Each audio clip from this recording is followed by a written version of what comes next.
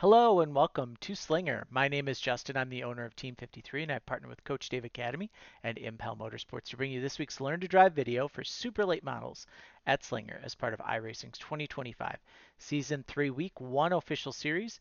If you guys can, make sure you hit like and subscribe. It does a ton to help my channel. I'm kind of a short track racer up here in Wisconsin. My car's parked right now for the summer to allow my daughter, Sydney, who's 12, to go-kart race.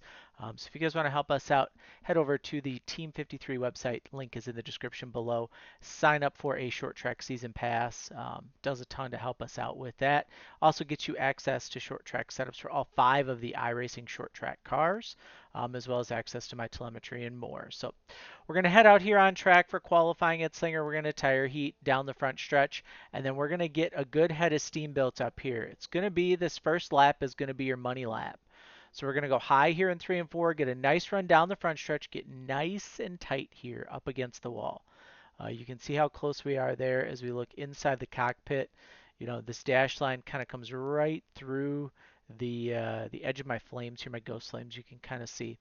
But you want to be nice and tight up against this wall. Get you a nice rotation into one.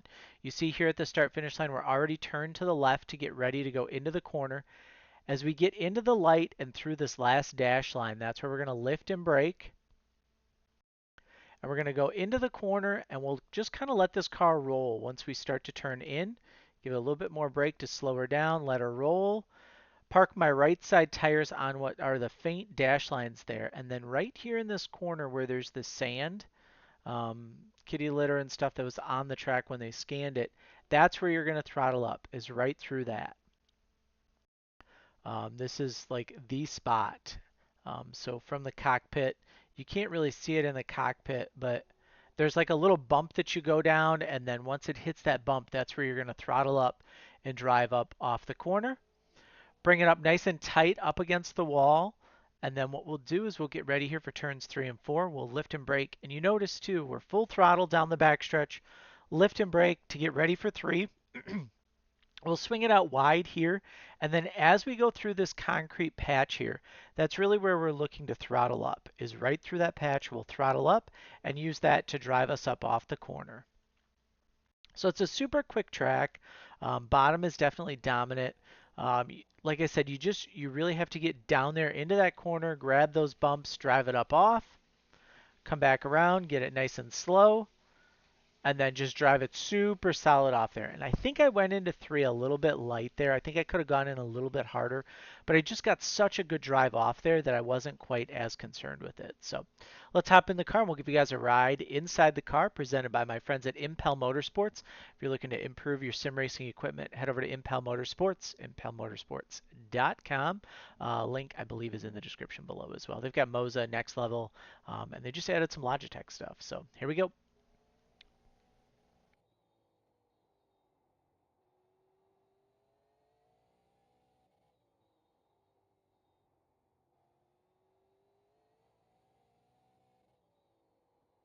And there you have it, super quick, 8:30 lap. Does not take long here around this track at all. So race trim wise, race trim's going to look pretty much the exact same. It's going to feel pretty much the exact same. Some things to look at, um, particularly with the super late model, after a few laps, the top side will kind of start to come in to where you can defend using the top lane here. And that's mostly just due to tire wear. So kind of watch that. Entry to 3 is the most difficult spot to run the top lane. Exit to 2 is probably the best. So you kind of go through that, but you just want to get into the corners. If the car starts to feel really tight really early in a run, increase your rear stagger, and that's going to free you up through the center.